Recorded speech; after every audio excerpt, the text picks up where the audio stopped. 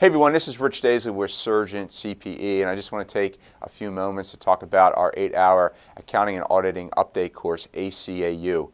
We know that there's an awful lot going out in the world of accounting and auditing these days, and it's really hard to keep track of all the changes that are coming down the pike from all the standard setters. However, one of the things that makes ACAU different from some of these other update courses that you're going to take is how complete it is in the review of the new standards that are coming out there.